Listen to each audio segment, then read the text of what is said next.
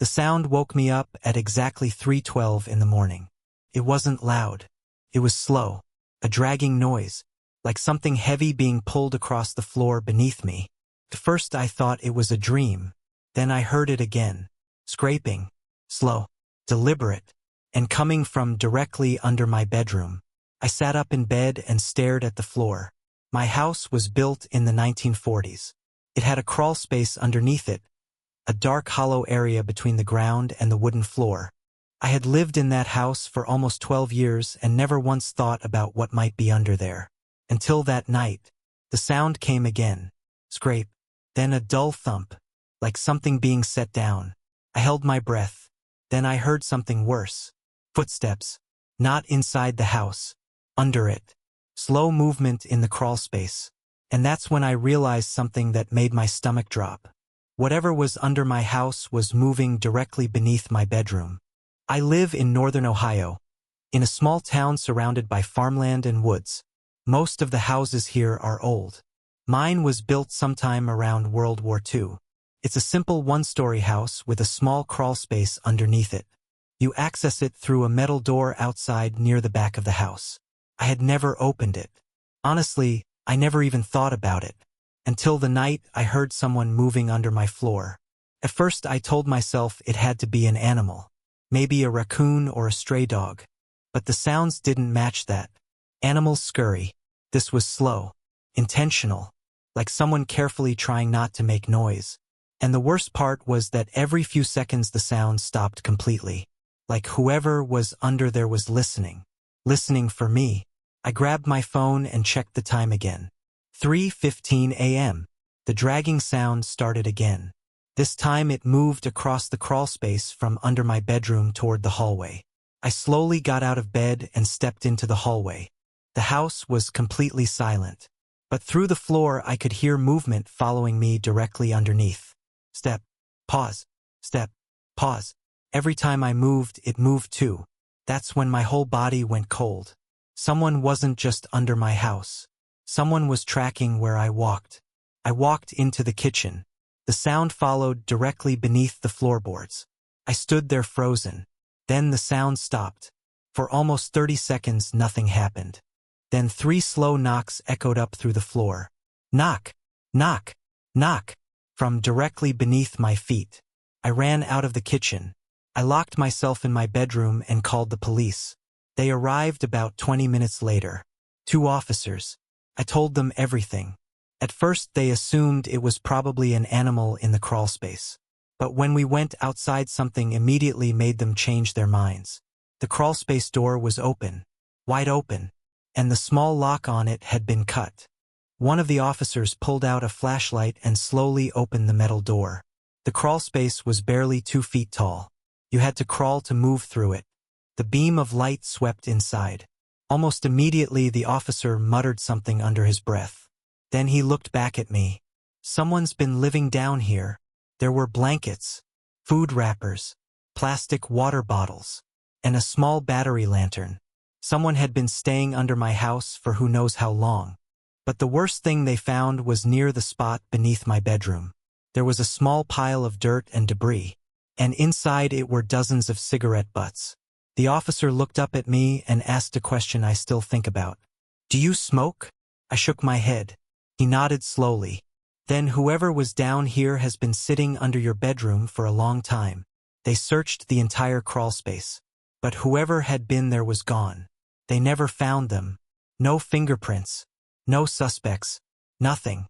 For weeks after that I couldn't sleep. Every sound in the house felt wrong. Every creak in the floor made me wonder if someone had come back. But the part that still haunts me the most is what the officer said before leaving. He stood outside looking at the house for a moment. Then he said quietly, "Whoever was down there knew exactly where you were walking tonight." Then he paused. "And they knew which room you sleep in." Even now, sometimes late at night, I still think about that. If the crawlspace door hadn't been discovered that night, how long would that person have stayed under my house? Watching, listening, waiting. The first time I saw him, he was already watching my house. It was early in the morning, just after sunrise, and I was pouring coffee in the kitchen when I noticed a car parked across the street. It was an older dark sedan, the kind you see everywhere and never remember later. At first I didn't think anything of it. People parked there all the time. But when I looked again a few seconds later, I noticed something that made me pause. The driver was looking straight at my house. Not at his phone. Not down the street. Just staring. I remember telling myself it was nothing. Maybe he was waiting for someone, or maybe he was lost. But the next morning the car was there again. Same spot. Same man. Same direction, looking directly at my house. I live in a quiet neighborhood outside Tulsa, Oklahoma. Most of the people here are older couples who have lived on the same street for decades. Nothing unusual ever really happens here. That's why it stood out so much. Every morning that week, around the same time, the same car would be parked across the street. And every time I walked past the front window, the man inside seemed to be watching my house. After a few days I tried to ignore it. But then I started noticing something else. Sometimes when I came home from work, I would see the same sedan parked farther down the block. Different spot, same car. And always facing toward my house. At first I wondered if he lived nearby. But I had lived on that street for nearly 15 years and I knew most of the neighbors. I had never seen that car before. One evening I decided to drive around the block to see where he went. As soon as I backed out of my driveway, the car started moving. Not fast, just slowly pulling away from the curb and driving down the street. When I turned the corner to follow him, he was already gone. That was the first time I felt that quiet warning in my stomach, the feeling that something wasn't right. About a week later things got worse. I was walking out of the grocery store carrying 2 bags when I noticed the same sedan parked near the edge of the parking lot. The man was sitting inside watching me again. There was no doubt this time. Our eyes met through the windshield and he didn't look away. He just sat there perfectly still. I put the groceries in my car and drove home faster than usual. When I pulled into my driveway and got out, I glanced back down the street. About 30 seconds later, the sedan slowly turned the corner and passed by my house. That night, I checked every lock in the house twice before going to bed. The next morning, the car wasn't there. For the first time in weeks, the street looked completely normal again. I remember feeling relief, like maybe the whole thing had just been some strange coincidence. Around noon, my phone rang. The number on the screen wasn't one I recognized. When I answered, there was silence for a moment. Then a man's voice spoke quietly. "You left your house at 8:17 this morning." I froze. The voice continued calmly. "You stopped at the gas station on Pine Street. Then you drove to work." My heart started racing. I could feel my hand shaking. "Who is this?" I asked. There was a long pause on the other end of the line. Then the man said something that I will never forget. "I like your routine." The call ended. I stood in my kitchen staring at the phone for several seconds. That was the moment I knew the man in the car wasn't just watching my house. He was watching me. Over the next few days, I started noticing things I had never paid attention to before. Every car that drove slowly down the street caught my attention. Every shadow outside the window made me uneasy. Then one night something happened that confirmed my worst fear. I was sitting in the living room watching television when I heard a faint metallic sound at the front door, like someone touching the handle. I muted the TV and listened. The house was completely silent. Then the doorknob moved, just slightly, like someone gently testing it. I slowly walked toward the door and looked through the peephole. The man from the car was standing there. He was wearing the same gray jacket I had seen before. And he was smiling. Not a friendly smile. Just a calm expression, like he had been expecting me to look. The moment our eyes met through the peephole, he stopped moving. We stood like that for several seconds. Then he leaned closer to the door and spoke quietly. "I know you're home." I stepped back immediately and grabbed my phone. By the time the police arrived about 20 minutes later, he was gone. They searched the neighborhood but never found him. No one recognized the car and no one had seen him before. For weeks after that, I watched every car that passed my house. But the sedan never came back. Sometimes I still wonder why he stopped. And sometimes I wonder something worse. If he stopped watching me, or if he simply moved on to someone else. The door in my brother's house had always been locked. For as long as I could remember, no one was allowed to open it. When we were kids, our parents told us it was just an old storage room and there was nothing interesting inside. But something about that door always felt strange. It sat at the very end of the upstairs hallway. No windows, no light underneath the frame. Just an old wooden door with a heavy lock. And my father was always very clear about one thing. Never open it. Years passed and eventually I moved away. My parents sold the house and moved to another state. My brother Mark later bought the place after he got married. I didn't think about that old door again until last winter when I came back to visit. Mark had recently gone through a divorce and was living in the house alone again. The place looked almost exactly the same as I remembered it. The same staircase, the same long hallway upstairs, and the same door at the end. Still locked. That night Mark and I stayed up late talking in the living room. Around midnight he suddenly asked me something strange. "Do you remember that room upstairs?" I knew exactly which one he meant. "The locked one?" I asked. He nodded slowly. "Did you ever wonder why Dad never let us go in there?" I shrugged and said I assumed it was just junk or old furniture. Mark didn't respond right away. He stared toward the dark hallway for a moment before speaking again. I opened it once. I looked at him. "When?" "A few months ago." He rubbed his hands together nervously. "And I think that was a mistake." According to Mark, curiosity eventually got the better of him. One night he forced the lock open with a screwdriver. When the door finally opened, he expected to see a dusty storage room. Instead, the room was completely empty. No furniture, no boxes, nothing. Just bare walls and old carpet. But something about the room felt wrong. The air smelled strange and there was a faint scratching sound coming from somewhere inside the walls. Mark told himself it was probably mice. He closed the door and tried not to think about it. But that night he woke up to a sound in the hallway. Footsteps. Slow and soft. Like someone walking toward his bedroom. When he opened his door to look, the hallway was empty. But the door to that room was open again. The next night it happened again. Footsteps in the hallway. And the door open.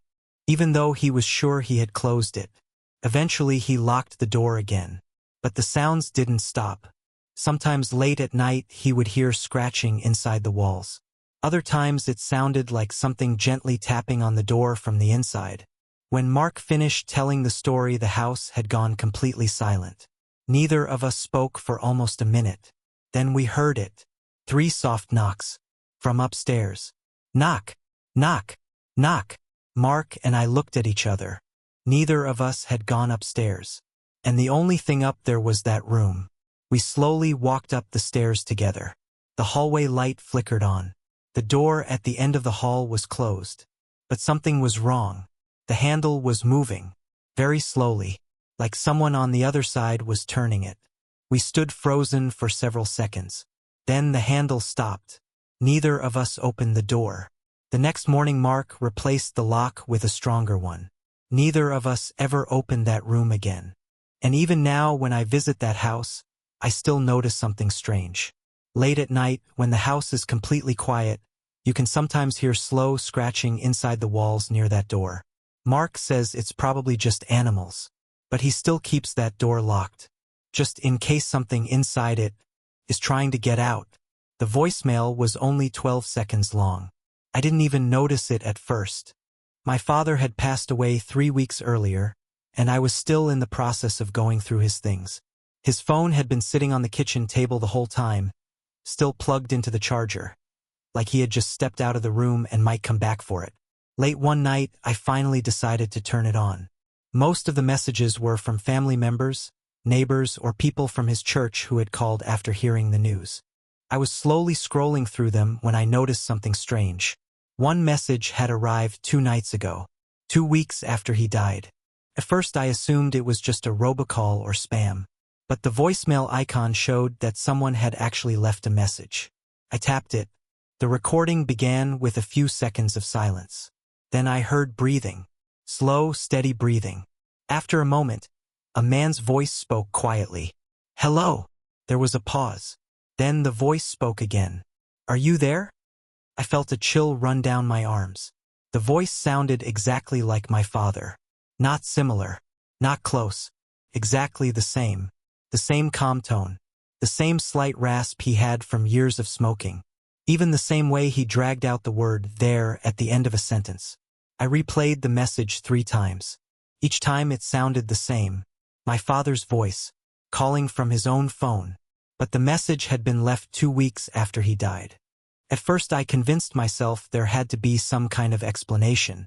Maybe the phone company delayed the voicemail somehow. Maybe the timestamp was wrong. But the date was clear. 2 nights ago. I checked the call log.